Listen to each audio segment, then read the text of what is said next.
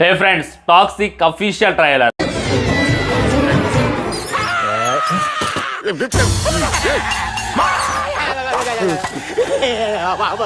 దాన్ని చూసిన తర్వాత మామూలు మీమ్స్ కాదు, మామూలు ట్రోల్స్ కాదు. చాలామంది ఏమంటున్నారంటే తండ్రి కొడుకుల రివెంజ్, 6 పతివ్రతలు, మాకు ఇద్దప్ప ఇంకేం అర్థం కాలేదంటున్నారు. ఇంకా చాలా చోట్ల చూసుకున్నట్లయితే నవ్వుతున్నారు. మన హీరోయిన్ నవ్వుతుంది, హీరో కూడా నవ్వుతుండు. ఇంకొన్ని చోట్ల చూసుకున్నట్లయితే ఏడుతున్నారు. లాస్ట్ షాట్ మీరు అబ్జర్వ్ చేయొచ్చు, బొక్కబట్టి ఏడుతున్నారు.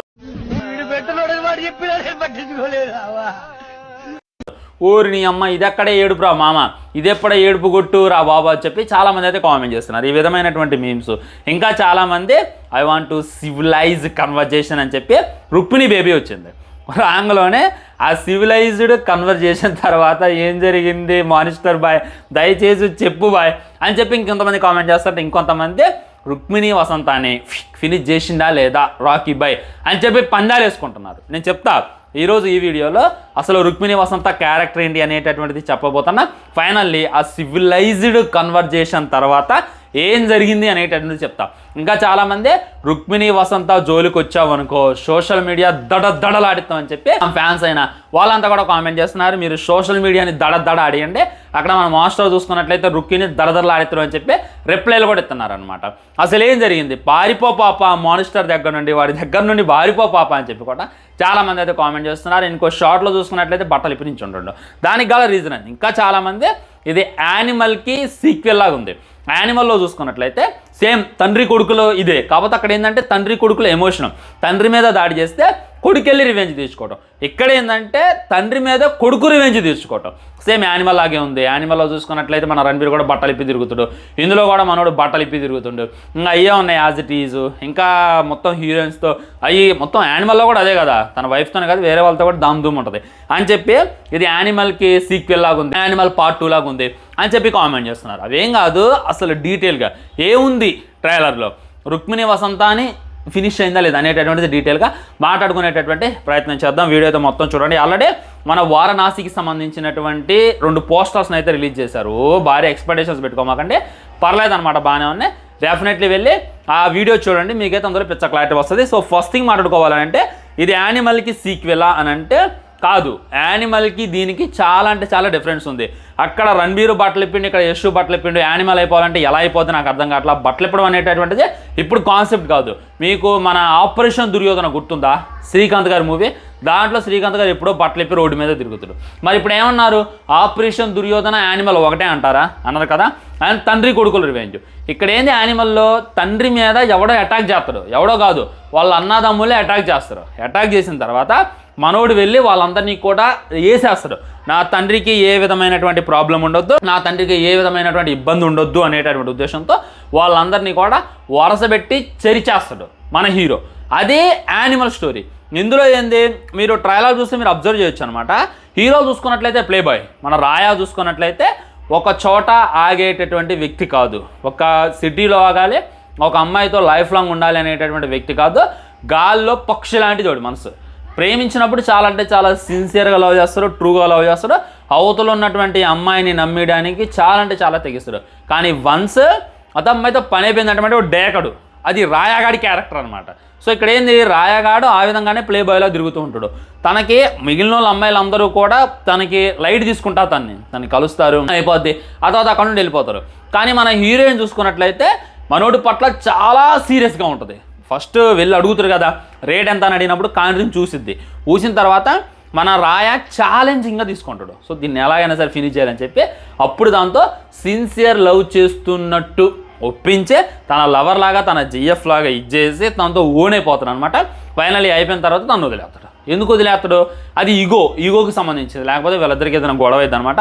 వదిలేసిన తర్వాత అప్పటికే ఒక కొడుకు పుడతాడు. కొడుకు పుట్టిన తర్వాత అండ్ కొడుకుని మనోడి దగ్గర పెరుగుతాడు. కానీ మనోడికి ఎమోషన్స్ లేవు. అసలు వైఫ్ అన్న ఎమోషన్ లేదు, లవర్ అన్న ఎమోషన్ లేదు, కొడుకు అన్న ఎమోషన్ లేదు. అందుకే స్టార్టింగ్లో చూసుకున్నట్లయితే గన్ పెడతాడు. నాకు తెలిసి అప్పుడు కొడుకుని ఎవడో చంపడానికి వెనకొచ్చి ఉంటాడు, వాళ్ళని కలవడానికి గన్ తీసిండు, కొడుకుని కలవడానికి కాదు, 0 ఎమోషన్స్. అలాంటోడు మన రాయా చూసుకున్నట్లయితే. సో అలాంటోడి లైఫ్లోకి ఒక అమ్మాయి వచ్చింది, కొడుకుని కూడా కన్నది, ఆ తర్వాత అమ్మాయిని వదిలేస్తారు. సో ఇక్కడ ఏంటంటే తల్లి బాధపడటం చిన్నప్పటి నుండి కొడుకు చూస్తారు. తను చూసుకున్నట్లయితే సర్కస్లో పెరిగిద్ది, తనకి అమ్మ నాన్న ఎవరూ లేరు, మన రాయానే అన్నీ అని చెప్పి ఫిక్స్ అయి కూర్చుంటాడు. కూర్చున్న తర్వాత ఎగ్జాక్ట్లీ తన్ని వదిలేసింది, అంటే మనోడిని వదిలేసి వెళ్ళిపోయింది అనమాట. మనోడు ఆమెను చూసి వదిలేసి వెళ్ళిపోయింది. ఇంకా కొడుకు ఇదంతా కూడా చూసిండు, ఓకే నా తండ్రి నా తల్లిని చాలా అంటే చాలా ఇబ్బంది పెట్టిండు, ఏదో ఒకటి చేయాలి అని చెప్పి పెద్ద అయిన తర్వాత తండ్రి మీద రివెంజ్ తీర్చుకోవడానికి తండ్రి కన్నా రూత్లెస్గా, తండ్రి కన్నా క్రూయల్గా మారొచ్చిండు అనేటటువంటిది క్లారిటీగా క్లుప్తంగా అర్థమవుతుంది. మీరు అబ్జర్వ్ చేయొచ్చు, దీనికి పెద్ద సైన్స్ అవసరం లేదు, దీనికి పెద్ద డెప్త్ అవసరం లేదు, జస్ట్ తండ్రి మీద రివెంజ్ తీర్చుకునేటటువంటి కొడుకు కథ. అంటే బ్రో ఈ నయనతార ఎందుకు వచ్చింది, ఈ రుక్మిణి వసంత ఎందుకు వచ్చింది, వేరే హీరోయిన్స్ అంతా కూడా ఎందుకున్నారు అని అంటే చెప్తున్నా కదా, మనోడు చేసేటటువంటి జర్నీలో పరిచయం అయితే. నయనతార చూసుకున్నట్లయితే చిన్నప్పటి నుండి తన ఫ్రెండ్, వాళ్ళిద్దరేం లవర్స్ కాదు, వాళ్ళిద్దరి మధ్య ఫిజికల్ కూడా ఏముండదు, కాకపోతే తన డ్రీమ్ మొత్తం ఏలాలి, సిటీ మొత్తాన్ని కూడా ఉచ్చబోయించాలి అనేటటువంటిది తన డ్రీమ్. ఆ డ్రీమ్లో భాగంగా వీళ్ళు చిన్నప్పటి నుండి కష్టపడతారు. అదేవిధంగా ఎవరిని గెలికితే ఈ సిటీ అంతా కూడా మన హ్యాండ్లోకి వస్తుంది అనేటటువంటిది వాళ్ళు నమ్ముతారు. వెళ్ళి వాళ్ళనే సీదా గెలుక్కున్న తర్వాత ఆ గ్యాంగ్ అంతా వేసేస్తారు. ఇక్కడ రాయా చూసుకున్నట్లయితే ఒకప్పుడు చాలా అంటే చాలా ఇది, తన దగ్గర డబ్బులు లేవు, తన దగ్గర అంత పవర్ కూడా లేదు. కానీ వన్స్ తను ఆ సిటీని ఏలాలి అని చెప్పి డిసైడ్ అయ్యాక తనకి బేభత్సమైనటువంటి పవర్స్ వచ్చేసాయి, తనకి బేభత్సమైనటువంటి డబ్బు వచ్చింది, తనకి బేభత్సమైనటువంటి గ్యాంగ్ వచ్చింది. ఇంకా అలాంటి సిచ్యువేషన్లో ఏం చేస్తాడు, సో అప్పుడు రాయా కొడుకు నార్మలోడు, అప్పుడే ఏం పేకలేకపోయిండు తన తండ్రిని. ఇక్కడ రాయ ఎదిగిపోయిండు, అంచెలంచెలుగా ఎదిగిపోయిండు, ఒక్కొక్కరిని ఊచకోత కొత్తండు, చాలా అంటే చాలా రూత్లెస్గా మారిండు. ఇప్పుడు వచ్చి ఏం చేయగలుగుతాడు తన కొడుకు, ఏం చేయలేడు కదా. మరి ఏం చేయలేనోడు ఏం చేయగలిగిండు అనేటటువంటిది సినిమా కాన్సెప్ట్. అదే తండ్రి కొడుకులా రివెంజ్ అని అనుకోవడానికి లేదు, ఏదైనా అంతే. ఇప్పుడు బాహుబలి మూవీ ఉంది, అదేంది, తండ్రిని చంపితే కొడుకు వెళ్ళి రివెంజ్ తెచ్చుకొని ఆ రాజ్యాన్ని ఇచ్చేసుకోవటం చాలా సింపుల్. కానీ ఇన్డెప్త్ ఎలా ఉంటుంది, దాని గురించి ఆలోచిస్తుంటే ఎలా ఉంటుంది, మనం ఇంప్లిమెంట్ అనేటటువంటిది ఇంపార్టెంట్. ఇవి అంతే, తండ్రి మీద కొడుకు రివెంజ్ తీసుకోవడమే, కానీ దాని ఇంప్లిమెంట్ మ్యాటర్స్ అని చెప్పి మళ్ళీ మీరైతే గుర్తుంచుకునేటటువంటి ప్రయత్నం చేయండి. ఇంప్లిమెంట్ టాప్ నాకు ఉంటుంది. అదే మనకి ట్రైలర్ చూస్తున్నాను అర్థమవుతుంది. నాకు ట్రైలర్ చూసాక ఏమనిపించింది అంటే హాలీవుడ్ స్టఫ్ అనిపించింది. హాలీవుడ్ వీఆర్ కమింగ్ అనేటటువంటి ఫీలింగ్ కలిగింది. ఇంకోటి ఏంటంటే 1000 కోట్లు పక్కారా అనేటటువంటి ఫీలింగ్ కూడా కలిగింది. 1000 కోట్లు రాకపోతే మీరు అడగండి భయ్య, తర్వాత నాకు డిఎం చేయండి, లేదంటే కింద కామెంట్లో మింగండి. నేను చెప్తున్నా, ట్రయలర్లో ఉన్నటువంటి కంటెంట్ నేను అనుకున్నట్టే ఉంటే మట్టుకి 1000 కోట్లు చాలా అంటే చాలా చిన్న పదం, ఈజీగా వచ్చేస్తాయి 1000 కోట్లు. ఎందుకు రావు, అంత బాగుంటే, అంత హాలీవుడ్ కంటెంట్ అయితే మనకి ఎక్కపోయినా కానీ నార్త్ వాళ్ళకి బేభత్సంగా ఎక్కొచ్చు. నార్త్ వాళ్ళకి ఎక్కేది ఇది ఇంగ్లీష్లో కూడా రిలీజ్ చేస్తున్నారు, మొత్తం వేరే కంట్రీస్లో కూడా రిలీజ్ చేస్తున్నారు, వాళ్ళకి ఇంకా పిచ్చిగా ఎక్కొచ్చు. కాబట్టి నెక్స్ట్ ఆల్ ఉంటుంది అనమాట. మొత్తం హాలీవుడ్ స్టఫ్ ఇది, హాలీవుడ్కి పోటీ ఇచ్చేటటువంటి సినిమా లాగా నాకైతే అనిపించింది. సో మన ఇండియాలో రిలీజ్ అవుతుంది కాబట్టి మీరు లైట్ తీసుకోవచ్చు, కానీ దాంట్లో ఉన్నటువంటి డెప్త్ ఆలోచిస్తే దాంట్లో ఉన్నటువంటి డెప్త్ ఏంది అని చెప్పి మీకైతే క్లారిటీ వస్తుంది అనమాట. ఓకే, రుక్మిణి వసంత తనే నిన్నటి నుండి సోషల్ మీడియాలో ఫుల్ వైరల్ అవుతుంది. మన తెలుగు అభిమానులు చూసుకున్నట్లయితే రుక్మిణి వసంత అని ఓన్ చేసేసుకున్నారు. అప్పటికే రుక్మిణి వసంత కాంతారాలో కనపడితేనే గుడ్డలు దించుకున్నారు మనోళ్ళు. ఆ తర్వాత ఇక డ్రాగన్లో కనపడిన తర్వాత అండ్ దెన్ అన్నప్పుడు మీమ్స్ వచ్చాయి, ఈ పందుల మధ్య పన్నీర్లో నువ్వేం చేస్తున్నావు పాప అని చెప్పి చాలామంది తను హైలైట్ చేశారు. తను డ్రీమ్ గర్ల్ అయిపోయింది, అందరికీ కూడా తను క్రష్ అయిపోయింది. ఎందుకంటే రుక్మిణి వసంత చాలా అంటే చాలా బాగుంటుంది, దానివల్ల తనంతా కూడా క్రష్ అనుకున్నారు. ఎప్పుడైతే తను టాక్సిక్లో ఉంది అనేటటువంటి విషయం తెలిసిందో ఒక్కొక్కడికి ఫీజులు ఎగిరిపోయినాయి.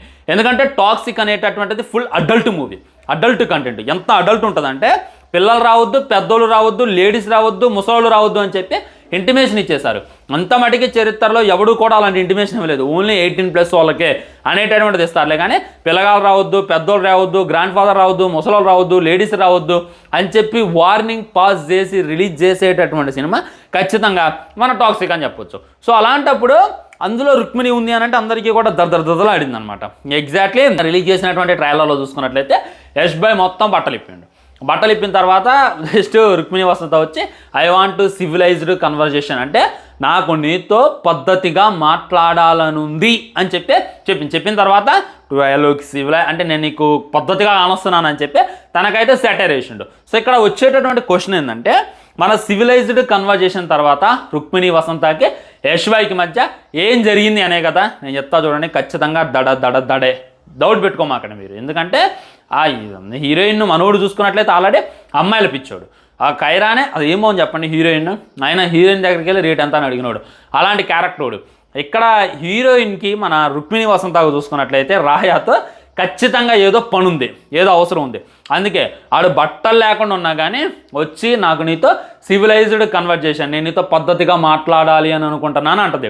అప్పుడే మనోడు కటాన్ని లుంగిలాగా కడతాడు, వాళ్ళందరితో కూడా ఫైట్ చేస్తారు వేరే వాళ్ళతో. చేసిన తర్వాత ఈ సివిలైజ్డ్ కన్వర్జేషన్ అయిపోయిన తర్వాత ఖచ్చితంగా రుక్మిణి వసంతాన్ని ఫినిష్ చేస్తారు అనేటటువంటిది మీరైతే గుర్తుంచుకోండి. మళ్ళీ మీరు థియేటర్కి వెళ్ళి డిసప్పాయింట్ కామాకండి, గట్టిగా ఉంటుంది. మీరు ఎంత అయితే ఎక్స్పెక్ట్ చేస్తారో రుక్మిణి వసంతతో ఖచ్చితంగా అలాంటి సీన్లు అయితే ఉంటాయి అనమాట. అంత హీరోయిన్ పెట్టి అసలే ఆమె క్రష్ చాలా మందికి, ఇంకా అలాంటి హీరోయిన్తో అలాంటి సీన్లు పెట్టకుండా అయితే అసలుకే ఉంటారని చెప్పి నాకు ఉన్నటువంటి గట్టి ఫీలింగ్ అనమాట. ఇది ఫైనల్లీ మీ డౌట్స్ అన్ని కూడా క్లారిటీ అయ్యాయని చెప్పి నేనైతే అనుకున్నా. సో దీని మీ కామెంట్ ఏంటి అనేటటువంటిది తెలియజేయండి. హట్టింగే, ఎందుకంటే క్రష్ లిస్ట్లోనే ఇంకా రుక్మిణి వసంతాన్ని కూడా తీసేసేటటువంటి సిచ్యువేషన్ వచ్చింది. కానీ చాలా బాగుంది, అసలు ట్రైలర్లో సూపర్ ఉంది, ఒక ప్రిన్సెస్ లాగా ఉంది. తను చూసుకున్నట్లయితే ఇదో స్పైలా కనపడుతుంది అండ్ తను బాగా ఉన్నటువంటి వ్యక్తి కొడుకు కూతురులా కనపడుతుంది. మన రాయ అయితే తను ఫినిష్ చేస్తుంది, డౌట్ లేదు. ఉంటా ఫ్రెండ్స్, ఛానల్ని సబ్స్క్రైబ్ చేసుకొని వీడియో లైక్ చేయండి, వీడియో షేర్ చేయండి. ఇంకోటి ఏమనుకుంటున్నా అంటే ఆయన కొడుకు గర్ల్ ఫ్రెండ్ అని చెప్పి కూడా చాలా మంది అన్నారు. మరి ఏమైంది అనేటటువంటిది చూడాలి. రాయ కొడుకు టికెట్ ఉన్నాడు కదా, ఆ టికెట్ గర్ల్ ఫ్రెండ్ రుక్మిణి వసంత అని చెప్పి కూడా చాలా మంది కామెంట్ చేస్తున్నారు. అది ఏమైంది అనేటటువంటి కూడా మనమైతే వెయిట్ చేసి చూడాలి.